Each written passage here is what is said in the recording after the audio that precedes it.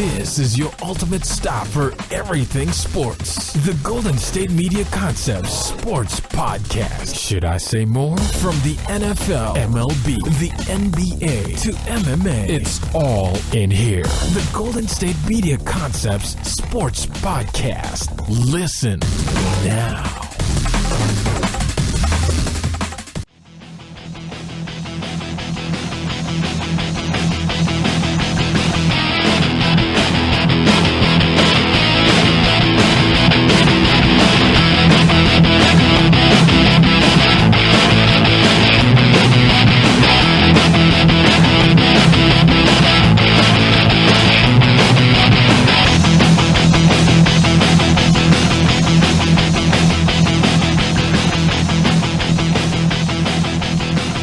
Hello, everyone, and welcome to the GSMC Sports Podcast, brought to you by the GSMC Podcast Network. I am your host, Jeff Malinoff, and with me once again is Mark Souza. We got a lot to talk about in this week's show, or today's show, not this week, because we do this every day. But we have the couple of NBA games to talk about, including a Raptors Magic game that ended on the last possible millisecond, as well as the Thanksgiving football matchups that are happening tomorrow morning, afternoon, and night, as well as the MLB Hall of Fame, who's new, who's been on it before. We'll talk about that Major League Baseball Hall of Fame ballot at the end. And anything else we want to talk about in the final segment, we will get on that. But first, let's talk about the NBA games. Most notably, I want to talk about the Raptors and Magic, as it ended with 0.5 seconds left, the last shot, and the Raptors steal one against the Magic, 93-91. Yeah, and Toronto improves to 14-4. They pull out a win. Obviously, it wasn't their best game of the season, but on the road against Orlando, who's been playing very well, they find a way to get a win. Danny Green hits that shot, like you mentioned, with under a second left. It's a nice little fadeaway jumper. So they get the win, 93-91. So they improve again to 14-4. I saw Kawhi Leonard, he didn't have his most influential game, 18 points, 6 rebounds, and 2 assists. And Kyle Lowry only produced 9 points, 7 assists, and 4 rebounds. So a little bit of a subdued game for both of those guys. But again, guys like Siakam and Ibaka, well-rounded games, 14-9 for Ibaka, 15-9 for Siakam. The Raptors have a pretty underrated starting five, I think. Oh, 100%. I mean, this team, like, arguably between them and I believe the Bucks, who's better, who's the best team in the East. And honestly, either the Bucks or the Raptors would be just as good in the West, like as a lead in the West, in my opinion, because of how good those teams are. Yeah, absolutely. In Orlando, they almost get away with a win there. Fournier had a big game, 27 points, 4 of 9 from 3. He led the Magic. Aaron Gordon, 16-9. Vucevic, the center for Orlando, had 14 points and 18 rebounds, so a nice double-double there. But yeah, Toronto, again, just showing that they are maybe the class of the Eastern Conference. They are ahead of the Milwaukee Bucks for first place, and they're ahead by 2 wins. They both have the same amount of losses, but Toronto has played 2 more games and has 2 more wins. Yes, absolutely. And the 2 more wins will probably be crucial when it comes to when a playoffs are around. Like, I could totally see that as the 2 wins are going to play a difference in playoff spots. Mm-hmm. Because that's how the NBA works nowadays. Yeah, so let's look at the Wizards. They have a lot of turmoil. We talked about it yesterday about the internal stuff going on there. Players might be traded. Guys like John Wall, Bradley Beal, the front office. I guess, after the Timberwolves traded Jimmy Butler, I guess the Wizards are the team that may be the most dysfunctional at the moment. I know the Warriors have had their issues, but obviously they're a good team, and they're a winning team, where the Wizards seem to be going in the wrong direction. They get a win last night, 125-118 over the Clippers. Are you surprised by that? A little bit. Just because, like, I don't know, it just seemed unusual is all. It seemed kind of out of the blue. Maybe out of the blue is a strong word, but to me it just felt like this team was on a collision course for disaster. and all of a sudden they win this game after this whole. Well, what would you call it? A mutiny in their ranks? No. John Wall and Bradley Beal had really good games last night, so Was it to prove a point? it might have been. Maybe to help their trade value so they could leave. I don't know. I don't think Wall's leaving regardless. That Yeah. contract is too much. Beal, on the other hand, maybe. I think Strong this maybe. game actually, a lot of people were taking the Wizards. I saw a lot of people actually betting on the Wizards because the Clippers, this was their third game in 4 nights, and they're on the road. So there was a letdown game that was a little bit obvious to some. But again, the Clippers have been playing so well. They only lose by 7 points, so they were in it until Washington pulled away in the fourth. They had a big fourth quarter. In fact, they outscored the Clippers by 16 points. So, I like to see the fight in John Wall and Bradley Beal, two of the guys that are, I guess, under the microscope right now. 41 minutes apiece for those two gentlemen. 30 points for Wall, 8 assists, 4 rebounds. And then Beal had 27 points on only 17 shots, 7 assists, 3 rebounds. So a nice game for the Wizards. Yeah, and I guess it would be nice because they were the other day they were losing so bad the fans were booing them. Mm-hmm. And when your own fans are booing you, that's never a good sign. So bouncing back and winning this game probably is the wake-up call they needed. They're only 2.5 back of the 8th seed currently in the NBA or in the Eastern Conference. I still don't believe they're going to make the playoffs. Probably just depends what happens with their team. If they blow this thing up, then no. You know what I mean? But they have the players to make the playoff. Wouldn't you be surprised, even though with their rough start, wouldn't you be surprised that a John Wall, Bradley Beal, Otto Porter, Kelly Oubre, they have decent players, no? No, absolutely they do. I think they're a better team than Orlando. But to me, it just feels like they're not getting along, though. That's the problem. Well, maybe yesterday was the start of maybe a page-turning part of their season. But, probably won't be. It probably won't. I don't think that we'll see these issues kind of go away that quickly. One game's not going to change anything. And then the Clippers, we've talked about it. Their strong start to the season. They're 11-6, even with last night's loss. They're right now the 4th best record in the Western Conference. I don't think many people saw that happening, and I'm pretty sure most people thought that the Lakers would be the best team in LA at this moment, even early on, even if the Lakers had to adjust a little bit. But man, 11-6, not a bad start at all. They're 7-1 at home, 4-5 on the road. Are we in a parallel universe where the Lakers are bad and the Clippers are good, and everyone else, there's some new teams in the West besides the Warriors and the Rockets that are playing really well, and the Rockets are playing bad, and the Nuggets are playing extremely well. I swear we're in a dimension that's not normal. We're in the opposite world when it comes to the Marvel series as well. Yeah, these other teams in the West, like Memphis, Clippers, they're looking strong. They're out to prove that it's not just an early season fluke. That's what I was about to ask you. I do think the Clippers are playing above their heads. I'm not going to sit here and say. Do you see a playoff spot in their future? I don't. Mm-hmm. I know. I agree with you. It's the Clippers. I agree with you. They can't get the talent because I know they're in LA still, but when you're behind the Lakers, you're not going to get as much the better talent than they are. When at any season. I know they had Chris Paul, Blake Griffin, DeAndre Jordan in their primes and all that, but it's weird that none of them are there. Zero. That Lob City stuff is dead. I think they'll get some players though. I could definitely see them getting Kawhi next year.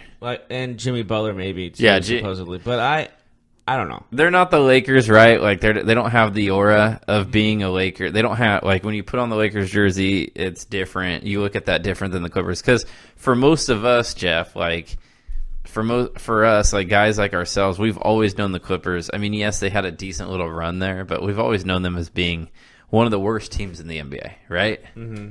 And yeah, they had a nice little run where they went to the playoffs. They almost competed for a championship. I guess they did compete for a championship, you could say.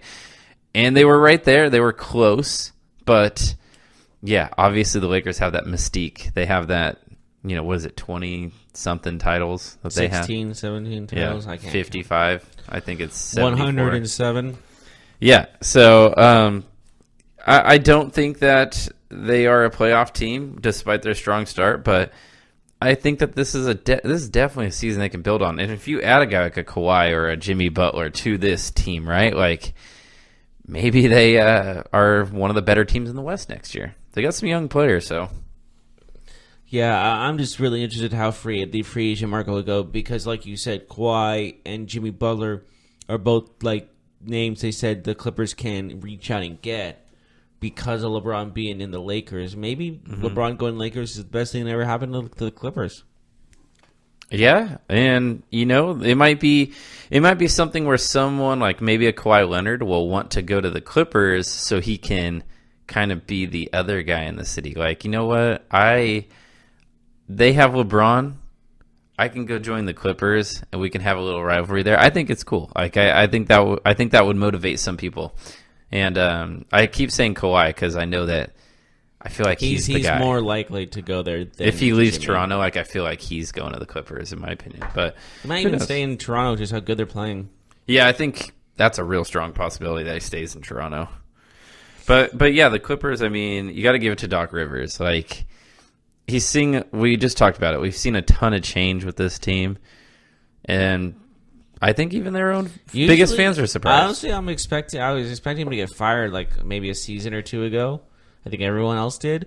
And him staying kind of is surprising, but they are playing well, so maybe that adds to the little, like... Is Thanksgiving going to be awkward at the Rivers house since he traded his son? I don't think his son's invited. I always think about stuff like that. Don't they... No... I was thinking, like, they probably don't have games tomorrow either. Well, yeah, they do. They have game. No, they don't. NBA's off tomorrow. Are you sure? NBA knows that they can't compete with football on Christmas or on Thanksgiving, but NBA has Christmas. Mm-hmm. Yes. So they have games tonight in the NBA, and then Friday, Black Friday, is guys like us who are trying to avoid those long lines and anxiety. We can watch NBA on Friday. So, well, let's talk about a game that's happening today. Actually, what game is that? That is LeBron returning to Cleveland. Oh, LeBron returns home. Well, yeah, I guess you can say that. So how technically his home's in LA now. How many points are the Lakers going to win by? Give me 25. Do you think we talked about this yesterday? You asked me if I thought he'd be booed or if he'd get a strong reception. Mm-hmm. I think we'll hear some boos, but I think overall, I think it'll be overwhelmingly supportive. He brought that city a championship. He is their son, even if he plays for a different team now. Mm-hmm. What do you see happening tonight in terms of him? Do you think he's going to have a classic performance? I know he just got off a 51-point game, so he is kind of feeling it right now. Are we going to see a LeBron that's flirting with 40, 50 points tonight, or do you think we'll see a normal type game? Give me a 30-10-10 game. 30-10-10? Triple-double. Well, we know J.R. Smith won't be out there to try and stop him. Who? Yeah, exactly, right. So are you going to be watching that game? It's on ESPN. Probably. I think everyone is. At least like the introduction, right? Like the first part of the game. Yeah, just to see the how things go. Mm-hmm. What about the not to go back to last night? Well, I mean, yeah, to go back to last night. Portland wins again, 118-114 at New York. I mean, it is the Knicks, but a road game in New York. Road games are always tough in the NBA. So Damian Lillard, C.J. McCollum, the usual suspects for Portland. 29 points for Lillard, 31 for C.J. McCollum. Are the Blazers for real? Talk about an underrated player, C.J. McCollum. He's so underrated. Yeah, I think so. Yeah, he's definitely one of the better shooters in the NBA. And doesn't get the love. It's a shame, really. Tim Hardaway Jr. continues to just be the leading scorer for the Knicks. 32 points last night on 21 shots. Trey Burke off the bench, 19 for the Knicks. This team is 4-14. The Knicks, they have to be the most disappointing team in basketball, right? I mean, they're New York. Like, you are a city that players want to play in. Yeah, absolutely. And, that is such an advantage, isn't it? Yeah, to have it a city where players want to go to is a huge advantage in the NBA. Yeah, like, if you live in a nice area, I guess a wealthy area, is that the word you want to use? Wealthy or nice? It depends what you're saying. Like, to be, for free agent markets to bring guys in. Just attractive cities, like coastal cities are usually attractive with nightlife. LA, New York, Miami, and then Chicago is like another city that, not a coastal city, but definitely an attractive place. Chicago is more of a historical city. Like, some people like that historical feel to it. So I understand that part. And I've always wanted, I've always wanted to visit Chicago. It just always seemed like an area where it has a good vibe to it. It's just crazy to me that the Knicks have been this bad for this long. Like, I just feel like just because of being New York, you have to be good every once in a while. Well, look at the Giants and the Jets. That's true. Yeah. Especially the Jets. Yeah, absolutely. So, yeah. The Giants and Jets, they've been... Yeah, God, it's come on, New York. Disappointing. New York has had some disappointments, definitely, but they've had times in their history where they have these maybe not dynasties, but a lot of success. I think every decade they've had some sort of success in some sort of championship, one way or another. The only team that's really kept it like they've been dominant because they're in New York is the Yankees. I think that's the only team that's really can say that. Yeah. Speaking of nice free agent destination cities, Miami hosted the Nets last night, 104-92. The Nets actually get the win on the road. So, yeah, the Heat fall to 6-11. Brooklyn's actually 8-10. Are you surprised that the Heat have been this bad so far? No, I kind of expected it. Really? Because, I don't know, this team just felt like there wasn't enough talent there to really make an impact. Like, I know this is Dwayne Wade's last year and Hassan Whiteside. Hassan Whiteside has a big off switch to me. Like he had 21 and 23 last night. Yeah, but he also was coming off a game that he had like not that. You know what I mean? Just like he doesn't. Yeah, he's inconsistent. Very inconsistent. Like he can have like this 21, 23 game, sure, but then he can have like a 4-7 game and barely contribute. Yeah. And in this league, you need to be consistent. Yeah. Do you think the Heat will turn it around? Make the playoffs? It is the East, so they can make the playoffs. It's a possibility, but I'm not going to put my money on them. I just think that they're so much better than how they've produced. I mean, guys like Justice Winslow and Bam Adebayo off the bench, I think, are just good players. But, yeah, there's something up.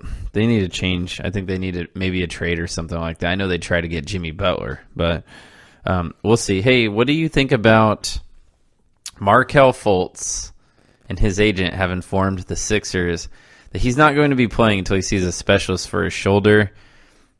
And that's all news to the Sixers. General Manager Elton Brand, Head Coach Brown, That's a weird GM to me also, Elton Brand. No? Maybe. Yeah. But they were caught off guard by this. Fultz is going to see this specialist next week. So he's not going to be playing. He's not going to be playing for at least a week. What do you make of this? Are we looking at a guy who's never going to overcome this shoulder issue and reach his potential? Isn't that then the question for how long has he been in the NBA? 2 years now? And barely has played many games? Mm-hmm. And honestly, people say he's becoming a bust, and I'm agreeing with them. Because every time he's in the game when he plays, he doesn't have these amazing games, and like that's why he was number one pick. To be completely honest, when he was the number one pick in the draft, I had my doubts immediately. Yeah, the number one pick was Fultz. Lonzo Ball was number 2. And it's looking like in a loaded draft that those are Not two loaded. misses. I mean, I'm not saying Lonzo Ball is... Well, let's look at pick 3 through 5, shall we? So 3 was Jason Tatum. Who might be the best so far. True. Who was number 4? I know number 5 is De'Aaron Fox. I forget who number 4 was. That's a good question. I'll look it up. But you have De'Aaron Fox. We'll go 3 to 5. So Jason Tatum, probably the best one in that draft. Oh, number 4 was Jackson from Phoenix. Yeah, he's been okay. Josh Jackson, decent, and then Fox, and then Donovan Mitchell. He landed somewhere in the was it like 12 or 13? Donovan Mitchell wasn't expected to really do anything, or not expected to be. What's the word I'm looking for? He was just an older player. Like, he wasn't a freshman, so he lost some of the steam. But I still think Marquez Fultz is a draft bust, in my opinion. He was coming, and he was an all Pac-12 guy. He was an All-American and all those other things. But he was on a team that was pretty weak in Washington. Donovan Mitchell was picked 13. Yeah, you even had guys like Lauri Markkanen was picked 7. Jonathan Isaac was 6. That draft also might be a little bit overrated when we look back at it, because it was talked about as being a huge NBA draft, like a lot of good prospects. But you think if the Sixers could do it all over again, they wouldn't trade up to the number 1 spot and then select Markelle Fultz? Because right now that's looking really bad. They traded a first-round pick to move up to draft Fultz. Mm-hmm. Well, I feel like it was the wrong choice. I think if they needed someone, I always thought Jason Tatum coming right out of Duke was the guy to pick first, because I felt like he had the biggest upside. And, Josh Jackson was looking good as well, in all things considered, out of Kansas. And then you have, of course, De'Aaron Fox. Here's from 2 to 5, the colleges, the schools that came out of was UCLA, Duke, Kansas, Kentucky. Mm-hmm. These are elite basketball schools. And then you see Washington, and you don't see them as an elite school. Right. So that's why I had. But then again, Ben doubts. Simmons went to LSU, Kevin Durant went to Texas. I mean, yeah, but Fultz didn't have that oh my god, this guy's totally a first overall pick. I mean, he was pretty dominant in college. I have to defend him there. The kid definitely showed out, but I understand what you're saying. He didn't play against the best competition every night. He played for Washington. It's not like he played in the ACC. You make a point about Duke. Those kids are playing against North Carolina. They're playing against Wake Forest. Maryland. Those schools are very good at basketball. So, I did think Tatum was good. The Lonzo Ball fixation by the Lakers was interesting to me. I understand the hype, the celebrity there, he was a name. But when he got just torn up in that Kentucky Duke game against De'Aaron Fox, I thought it was pretty clear that Fox was a better prospect, but LA thought otherwise. We'll see what happens. I mean, these guys are still very young, but I just don't think Fultz is that guy. I'm going to be honest with you. Yeah, I think Lonzo Ball looks a lot better than Fultz, that's for sure, if we're looking at those players in their current situation. So what do you say we take a break? We're pretty overdue. Yeah. We got to talk about the NFL for tomorrow when we come back. Yes. Are you looking for the very best NFL and college football podcast? Then check out the GSMC Football Podcast. Get the latest football news both on and off the field. From the NFL Draft to trades to the rumor mill to the NFL Combines. They got you covered. That's GSMCpodcast.com/football-podcast. Get updates on college rivalries, game day insights, and much, much more. It's football talk the way you want it. This show eats, sleeps, and breathes football. Don't forget to like them on Facebook and follow them on Twitter. Visit GSMCpodcast.com for more info.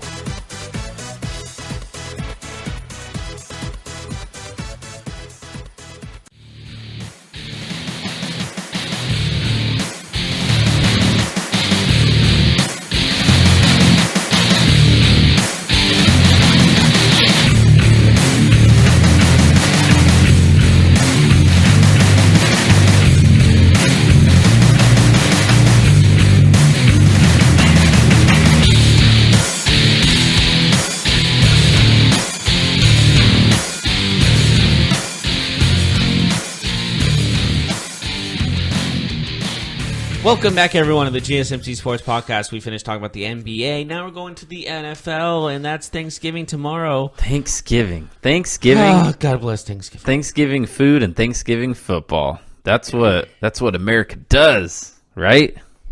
Why'd you have to say it that way? It's like America. That's what America does. There we go. All right. So what's the first game? Bears. Well, Bears. And who are they playing? The Tigers Bears and the Lions. I was like, I'm pretty sure they're not playing the Tigers. Pretty sure that's not a team in the NFL. I got confused there. You confused me. They're playing the Kitties Lions. from Detroit. Yeah, Lions and Tigers and Bears. Oh my! Now I get what I said that before, and you were right. I know what you meant now. So Bears at Lions. All right. Obviously, we look at two teams maybe going in the opposite directions. The Bears just showed out on what, Sunday Night Football? Showed up against the Vikings and really laid their claim as the best team in the NFC North. We got a big problem, though, with the Bears. Mitchell Trubisky is marked as questionable. He's playing. Come on. Well, okay. But Come on, man. Questionable would have me worried if I'm... And Kerryon Johnson is doubtful. Kerryon Johnson will not be playing. He is... he might not be ruled out yet, but he's not practicing. He has a sprained knee, and he's coming off 3 days rest. You can book that one. It'll be a mix of LeGarrette Blount and Theo Riddick in the backfield for Detroit. So, what about the Bears? I mean, Khalil Mack, is he just going to be... Yeah, that's the good news, bad news situation. The bad news is Mitchell Trubisky's questionable. The good news is that defense is healthy. Is Matt Stafford just going to be wearing Khalil Mack all night? Or all morning, I should say. All afternoon in Detroit? Because who's going to stop this guy? Like, who on Detroit? Who's going to keep Matt Stafford no one healthy? for $300. Yeah. The Bears defense, though, we have to give them credit. It's not just a Khalil Mack show. They actually do have quite a few good players. But Khalil Mack is like a charger. You know what I mean? Like, you plug him into other places. He's the straw that stirs the drink. Exactly. He makes other guys move. He makes other guys contribute. Oh, yeah.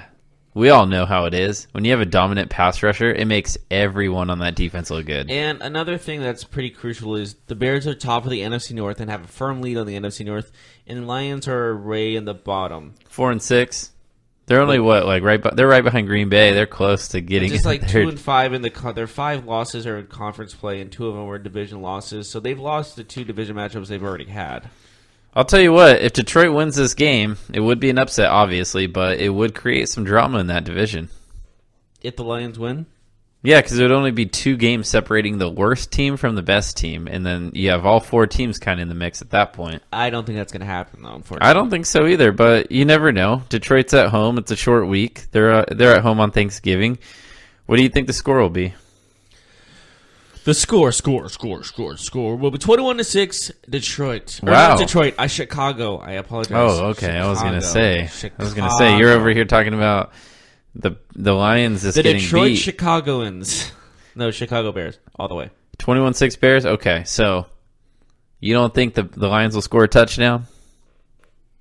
Or no. they will and miss a field or miss a PAT. They're just on this downhill slump. It feels like, and I just their offense is so finicky. Like, it can have a couple of touchdowns a game, or it can have none. And they have no Golden Tate anymore, and no Kerryon Johnson, so you're relying on Galladay, Marvin Jones, and a Riddick LeGarrette Blount combo. Going against the Bears, it doesn't spell good thoughts for me. But you know how the NFL works, Jeff.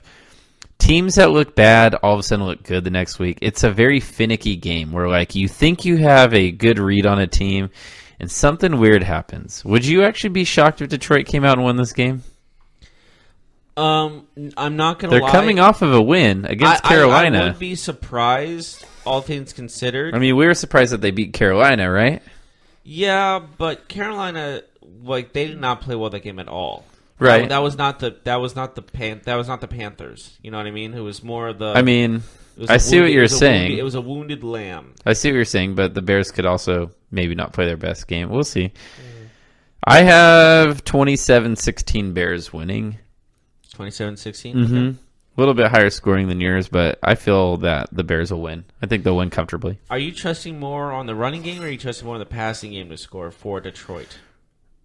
For Detroit Yeah, if you to see get them 16 points, Yeah. I think they'll make a couple plays in the passing game. Okay. Guys like Galladay and Marvin Jones, they can provide some big plays. I don't think they'll have like dominant performances, but sure, they might have a I long was just touchdown. curious who you thought was going to score for them because, like, it's one or the other. Like, either the running game's going to score all game, or it's going to be the passing game. It's not like they don't both contribute. If that makes sense. I think Allen Robinson will get bottled up on the other side by Darius Slay. He missed the last meeting between these two, and Allen Robinson had a big game, but it sounds like he will be shadowing Allen Robinson tomorrow. So expect a guy like Anthony Miller, maybe even a Trey Burton or a Taylor Gabriel to really have a big game for the Bears, as Trubisky probably looks to avoid Darius Slay. So how about we move on to, yes, the game, the Thanksgiving game. I think it's the team that we think about when it's Thanksgiving.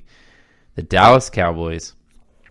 They're one game behind the Washington Redskins, who they are hosting at Jerry's World tomorrow. The Redskins, as we know. Are we just going to call them Jerry's World from now on? We're not going to call them the Dallas Cowboys. They're just Jerry's World. Well, they play at Jerry's World, you know. Yeah, I know. But I know they play at Jerry's World, but it's not... I don't know. What, next year, all right, we're changing our team name. No longer Dallas Cowboys. We are the Dallas Jerrys. They have Jerry Jones. They never changed the team name, man. I know. The brand's too big. You don't think Jerry Jones would love to have his face on a logo and a helmet? Yeah, I mean, he loves him, you know? Like, he definitely likes to see He loves him some ham. That's me. I love some ham. I'm more of a turkey guy. Yeah, you would be a turkey, wouldn't you? Gobble, gobble. Anyways, Colt McCoy's first start for the Redskins. Obviously, the Cowboys are coming off a couple wins here. Dak Prescott and that offense. They found a way to get Ezekiel Elliott the ball, which is good because he's really good. So what do you see kind of happening in this game? Do you think that the Cowboys will run away with it? You know that Colt McCoy has beaten Dallas on Thanksgiving before?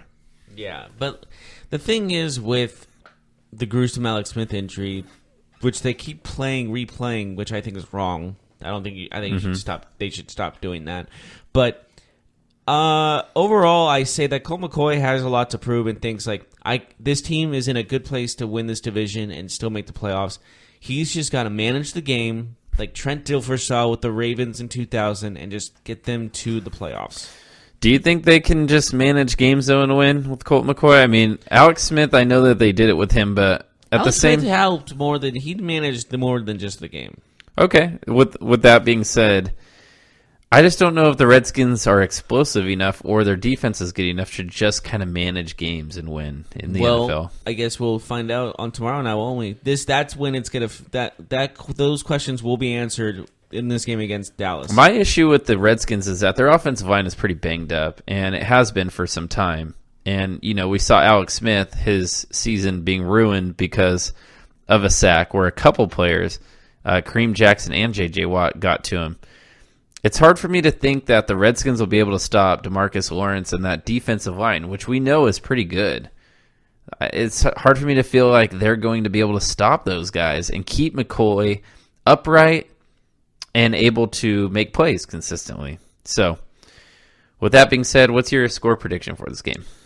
My score prediction? Give me 28-23 Cowboys. Give me Cowboys. Okay.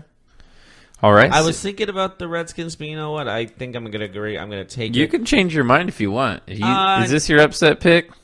You going Redskins? No, you know Sounds what? like you're waffling a little bit. I have been thinking about this for the last couple of days. Like, what is the team to go for in this game? Because on paper, I hate to break it to Dak Prescott, but it's pretty even with Colt McCoy. Maybe. But, you know, give me Ezekiel Elliott over Adrian Peterson, so give me the Cowboys. Mm-hmm. Yeah, this game, I think the Redskins, you know, I feel for them because they're having a really good season. But Cowboys are at home. Nowadays, though, when a team does super well and then just drops off big time because of a key injury or a key collapse in a game and just dip downhills from there. I just see the Cowboys winning this football game. They've won their last two games. Both are on the road. They get to come home. They're on a roll.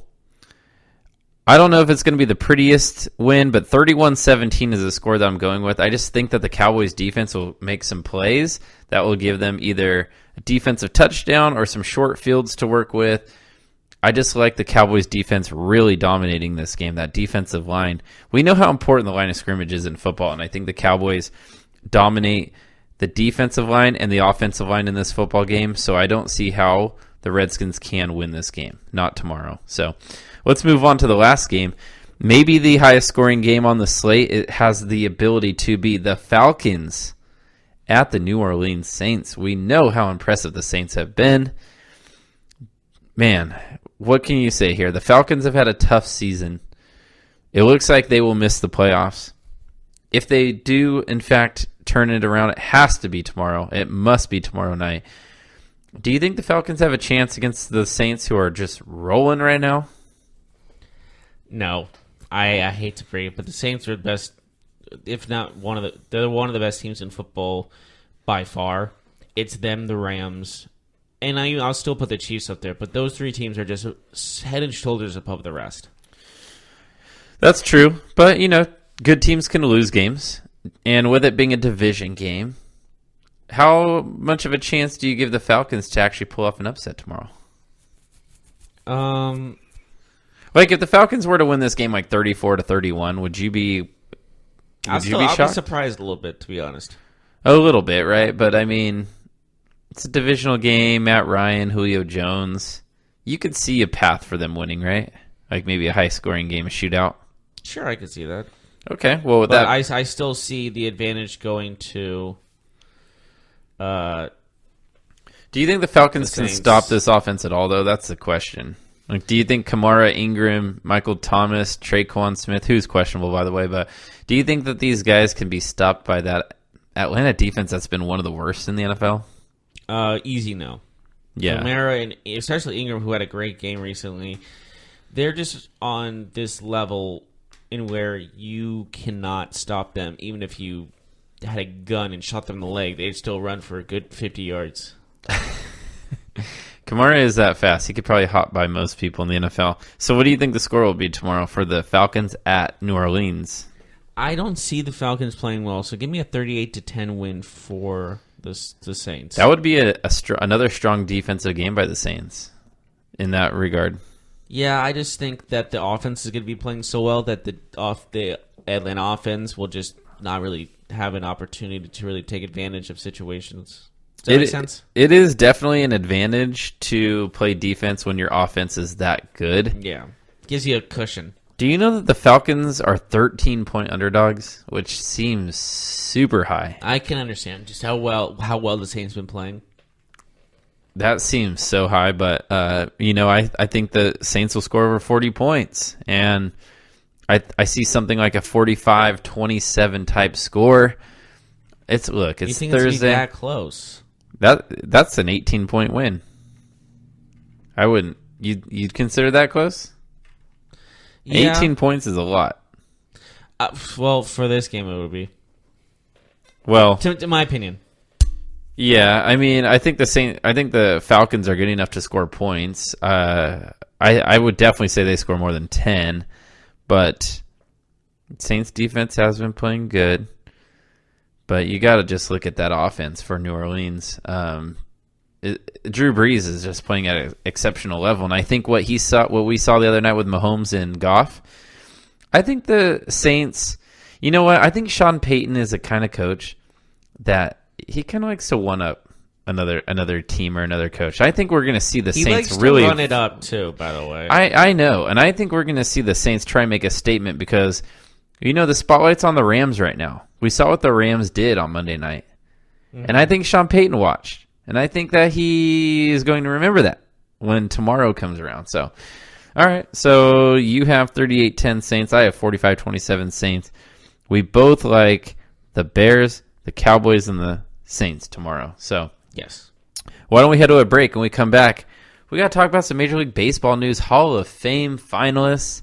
Some newcomers have been released. We'll talk about those players. We'll talk about some other players that are controversially not in. Will they get in? We'll talk about it when we return.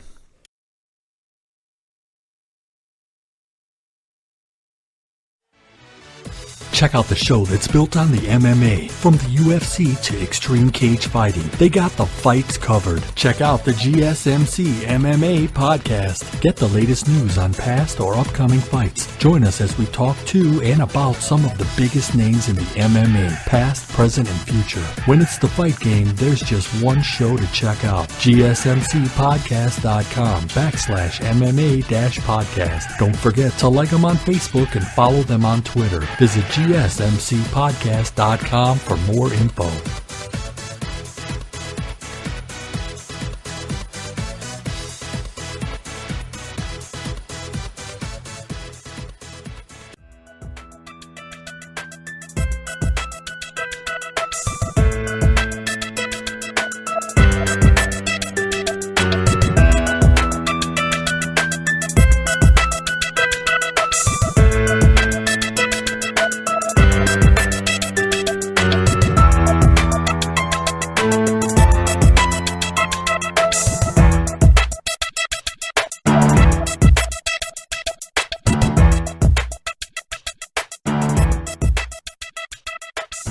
And welcome back to the GSMC Sports Podcast. You said it. We just finished talking about the NFL games for tomorrow night on Thanksgiving. And now we're going to the Major League Baseball, and we got some Hall of Fame picks. We got some Hall of Famers that are officially announced, or finalists that are officially announced. Can you name those players for me, Mark? Yes. New players on the list.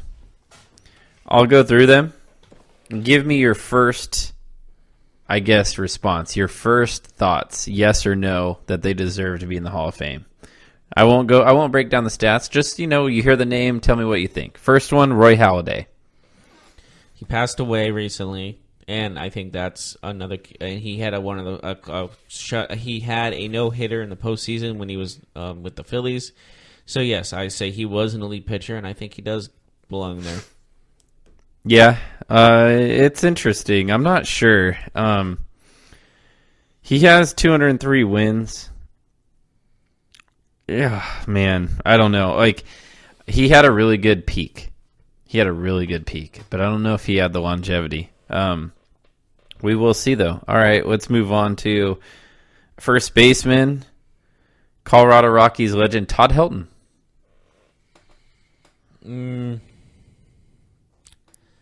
That one's tough. But He played at Coors Field, which helped. Yeah, it did. And I think that'll play a factor in him not getting in, to be honest with you. Mm-hmm. Yeah, I don't know. It's his first ballot, correct? Yes, these are all first-timers here. I believe he's going to get a couple more opportunities. Yeah, a lot of these guys I don't think are going to make it. There's one guy on this list, and I think you'll know who it is when I say it, that he will get in this ballot. It's when you say first ballot Hall of Famer, that's a completely different than just Hall of Famer. All right, so we'll see about Helton. I don't think he's going to ever get in, to be honest with you, but it might be close. What about Andy Pettitte? Not one I would say first ballot Hall of Famer. Maybe in the next couple of years, but not this year. Right, he has no chance getting in this year. How about Mariano Rivera? Absolutely, 100%. He's the first ballot Hall of Famer. Yeah, that's. Are you kidding? That's the one. I'll just spoiler alert. I don't think the other three that I'm about to mention are they're gonna pale in comparison. So, how about Lance Berkman? I can see it. I can see it happening, but I doubt it will. Berkman's was a great player. I think Berkman has a better chance than Todd Helton. Oh, 100%. Yeah. Remember, you need 75% of voters, which is a to lot. Vote. It is a lot. All right. How about Roy Oswalt? That's a tough one. He had a lot of slumps in his career, though, so I'll say no. He had a nice 5-year stretch where he was voted in the top 5 in Cy Young every single time. But after that, he had a lot of injuries, and he never really refound that glory. So I say no. I don't think he'll ever make it. All right. What about Miguel Tejada? He's a known name. He's always been a great player, but I don't see him as a first ballot Hall of Famer. I'm not going to be completely honest. And Chris Berman had one of my favorite nicknames for him. What was it? Tejada they come, Tejada they fall. That's bad. That's a good one, man. Come on. Anyways, what'd you say? Yes or no on him? No. No forever or no this time? No this time. No this time for sure. No forever? No. He'll be in eventually. Okay. All right. This player has... Okay, so let me ask you if this player gets in.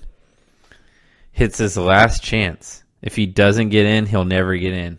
Edgar Martinez. Last year, this is important, he had 70.4% of the vote. Some people say he's the greatest DH in the history of Major League Baseball. That's a stretch. Is it? He was absolutely great, but greatest DH? That's basically saying he was the best power hitter. Yeah, I mean, a lot of people say that he is, but he did help the Mariners when they were at their peak. So, what do you think? Since Does this is he his get last, in? since this is his last time, I'm going to say yes. Yeah, I think he gets in. He needs 4.7% more votes. I mean that. I think since it's his last time, he gets in. All right, how about this guy has 9 years remaining, but actually, hold on. Yes, 9 years remaining. Andrew Jones. Do you think he'll eventually get in? Last year, he only got 7% of the votes. He has 9 years left. Some would argue that he's the greatest defensive center fielder to ever play the game. And if not, he's probably just right behind Willie Mays. Do you think he'll get in? Behind Willie Mays, again, that's behind... He won 10 Gold Gloves. Only Willie Mays and Roberto Clemente won more Gold Gloves than him. Yeah, that is a great accomplishment, no question about it. But again, this is kind of a... He hit 434 home runs. He's the youngest player to ever hit a home run in the playoffs. In the World Series, he actually hit a home run in '94. He was 19 years old. Excuse me. But I don't see that as a reason to put him in the Hall of Fame. Right. Over 400 home runs, you say? Yes. I would say that puts him over the top. He only got 7%, so it's going to take a few years, you know. Mm-hmm. But let's go to the controversial ones, you know. Let's just stop beating around the bush. All right. Roger Clemens, 57% of the vote last year. He has 4 years remaining. Does he get in? 4 years remaining. Does he get in? Roger Clemens, 57%. We know what it is. It's about the PEDs. We know what it is. What? And also, he was kind of a mean player, I guess you can say. Not it's all PEDs, though. It's all PEDs. That's it. He has the numbers. Does he get in? No. Nah, you know what? I say his last year of eligibility, he will get in. Okay, how about Barry Bonds, who had 56% of the vote last year? He also has 4 years remaining. Him and Clemens have 4 years left. Barry Bonds is the all-time leading leader in home runs. How do you not? I know PEDs, blah, blah, blah. All-time leader in home runs. PEDs doesn't make you hit the ball. These guys have put fear in the eyes of the pitcher who's going to intentionally walk you. He got to intentionally walk with the bases loaded at one point. So Clemens and Bonds, their arc is the same in terms of votes. They've mirrored each other. If a voter pretty much votes for one, they'll vote for the other. That's why they're both within a percentage of 1% of each other. Do you think either will get in the next 4 years or both? It's probably either both or none. It's gonna be Barry. But Clemens too. Clemens got more votes than Barry last year. So. Yeah, but I don't know. I just think Barry has almost made amends with the Major League Baseball, and Clemens has been kind of he hasn't. Does that make sense? Mm-hmm. Like Bonds has been around the league and been coaching and stuff. Clemens has been out of the league, not shown for a while. So all right, so let's move on to another player who has 4 years left. Curt Schilling. He only got 51% last year. He's getting in. There's no doubt in my mind. But last year, his numbers went down. Remember, Jeff, these are human beings that are voting. When it sounds like last year some journalists were pissed because, he wore a novelty T-shirt about lynching journalists. So, you know how it is.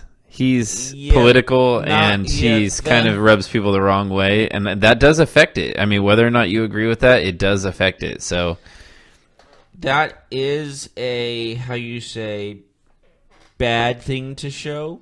A bad rap, I guess. And why on earth would you play that? I don't know. Or wear that shirt. It just... Yeah. I know it's a joke also, but there's sometimes where it's like enough is like, you gotta, there's a limit. So do you think that he will be in or out in the next 4 years? He'll make it. So you say him, yes, but Clemens, and you say Bonds, yes? Yes. And you say Clemens? Doubtful.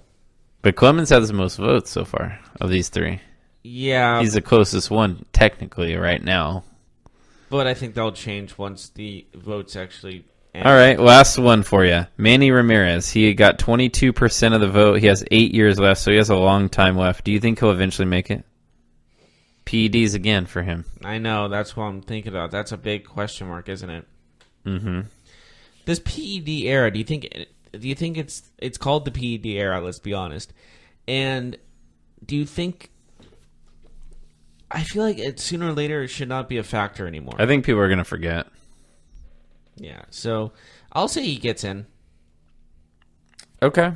Let's take a break. When we come back, we got to talk about the Tiger versus Phil match. We'll talk about if you're interested in it or not, who may be buying it, and what kind of side bets we already have going on. So we'll talk about that, and we'll talk about college football when we return.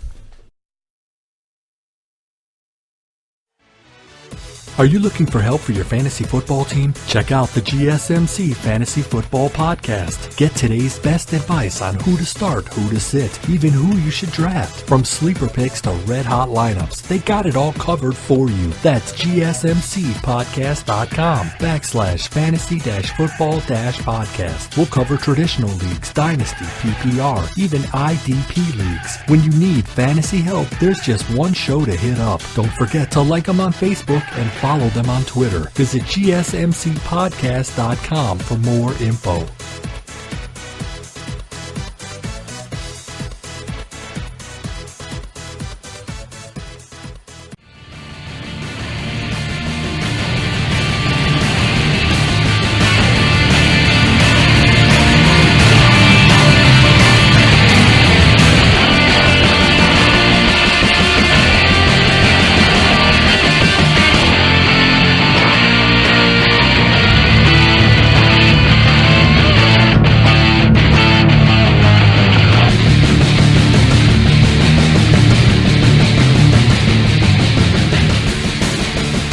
Welcome back to the last segment of the GSMC Sports Podcast.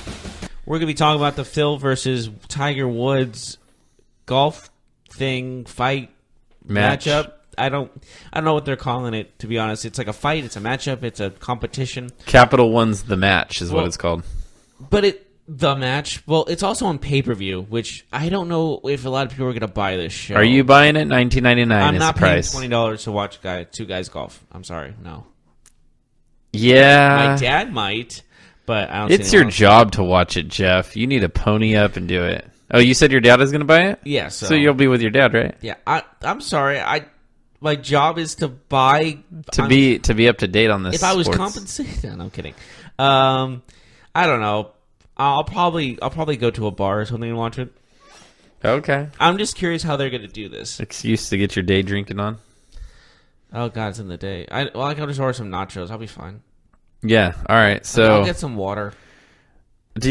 I'm not interested at all in watching this. I'll be honest with you. I just think this is This so is your dumb. job, though, Mark. It is, and I'll fail this quiz. $20. I mean, it's not even about the price. Like, I would pay $20 if I was interested, but you said it. I don't want to watch two guys. If I want to watch two guys golf, I mean, I can go watch my buddies golf, right? Like, I don't know. Or you can go golf. Plus, we're talking about two guys that Golf are is past. actually kind of fun when you're playing it. Yeah. I'm gonna be honest. I just feel like in my free time, I like to play other sports, quote unquote. I don't know if you call it golf sport, but you know what I mean. Golf is a sport. Sure. It's an athletic competition. I agree with that. So, the first Some people don't, but sounds like there are some side bets. The first one has been revealed $200,000 to who birdies first. Who are you taking to birdie first, Jeff? Phil or Tiger? Give me Phil. Oh, you're taking Phil? Well, then I got to go Tiger. He's a fellow lefty. I got to go You know Phil. what? Who's going to win? Phil or Tiger? Who's going to win? Let's just get this out of the way. Does it matter? Who's going to win? I mean, they're both going to win, right? But you know what I mean. Who's going to actually win the match? You know what? Give me Phil, because Tiger's been, kind of been... he did win a major recently, but give me Phil. I just think Phil's a better overall golfer. Personal opinion. You're taking Phil? I'm definitely taking Tiger. Thank you. I wanted to take Tiger, but if you take Tiger, I I'll like take Phil. Give me Phil. Yeah, I think Tiger is going to fist pump a few times, But anyways, moving on. Let's be honest. You only know Tiger. I know some golfers. I know Rory. Okay. What about Sergio Garcia? Whew. Look at that. Spitting hot fire over here. How about VJ Singh? Drop the mic. VJ Singh. There you go. What about that college football playoff rankings? UCF, Central Florida. They're ranked ahead of Ohio State. Are you surprised? Am I surprised? A little bit, because everyone really underutilizes UCF, even though they haven't lost a game in 600 days. Yeah. They had the longest active winning streak. Do you think that they're going to get beat? Do you think that they're going to get blown out or beat in their bowl game? They're obviously going to get a good bowl game, so they'll play somebody good. They'll probably play they might play in Ohio State. Actually, that could be possible. I would be very interested in seeing that game, if I'm going to be completely honest with you. Mm-hmm. But I think UCF is pretty underrated. All things, they're not getting the respect they should deserve. Maybe not top 4, obviously, but maybe 6 or 5. So give me your college football playoff, your top 4 Thanksgiving dishes. Top 4. What's in your semifinals here? Give me Alabama versus Michigan. And No. I'm saying your Thanksgiving dishes. I'm talking food, bro. Oh, you mean? I thought you were saying these as a leeway. No, I'm talking. I thought give me your final 4. I thought you were using it as a leeway into actual football. So you're talking about actual food. Yeah. Obviously, turkey with this extra skin, gravy, mashed potatoes. Gravy's twice. Okay, can I dump gravy on 4 foods? All right, so gravy's not included. Okay, it's got to be something you eat standalone. So, okay, you don't have to eat it standalone. I'm saying you can eat it standalone. You're not going to just drink gravy. Mashed potatoes, croissants, those buttery croissants. Okay, and let's go. Wait, is dessert also in this, or just dinner? No, just dinner. Yes. Who's my 4th? What about a baked macaroni and cheese? What about a green bean casserole? I don't get that during Christmas, unfortunately. Thanksgiving. Or Thanksgiving. What's going on, man? Sorry, it's a long day. And I'm thinking about Thanksgiving. You're already in a food coma. I know. And you haven't I even am. eaten yet. I know. Hey, when you think about that food, give me your last one. Okay. Stuffing. I'm not a big stuffing guy. Yeah, me neither. It's like filler. It's to stuff you. It's like it's filler. It's like it's to fit in the turkey's. I feel like that's what they give to the turkeys to eat to fatten them up. That's exactly what they get them for. Anyways, give me your last one. Come on, this is like pulling teeth here. I know. Just give me extra turkey skin. Oh my god! All right, I'm done with you. All right, so what's wrong with that? The top 4, because you just said turkey, ham. No, I didn't. What did you say? Turkey, mashed potatoes, buttery croissant, and extra skin on out of here, slapped in gravy, just drowning in gravy. All right, so obviously turkey and ham are in one side of the bracket. Well, I don't know who's going to win. It depends on who's cooking. The bottom side of the bracket, you got to go with your mashed potatoes, but you just got to get the green bean casserole. It's just slightly above the baked mac and cheese, but you know what? Baked mac and cheese is going to play in a good bowl game. You know what I mean? Like they didn't make it, but they might get into mac and cheese drowning in gravy. Mac and cheese is in. But you know what? You know what team doesn't belong? cranberry sauce. They're the Central Florida of this entire operation. You know, they want to sit at the big kids table, but they're not a big Did you just kid. call UCF cranberry sauce? Yes, sir. I would say they're like the, let's say, they're like the wine you have, you know? Like, you're not really paying attention to it, but it's I'm there. paying attention to the wine. Yeah, Come well, on, man. I'm Portuguese, bro. You have a drinking problem. I'm Portuguese, man. Wine is what we do. Okay, I mean, fine. come on. I guess I'm not much of a drinker, but It's all right. I'll say UCF is like that relative you haven't seen in a while, you kind of talk to, but you're just like, oh, they're here. Word. All right, so I think we got to end the show, man. We got to move on. All right. Well, We thank you gotta- so much for joining us. We will not be here tomorrow because it's Thanksgiving. We'll be with our families or eating all alone. I mean, no, we won't. I'm But gonna be with join families. Jeff on Friday. I will be gone. Yeah. But Jeff will be here. You'll be with your wife, I'm assuming? I'll be with the wife and the fam.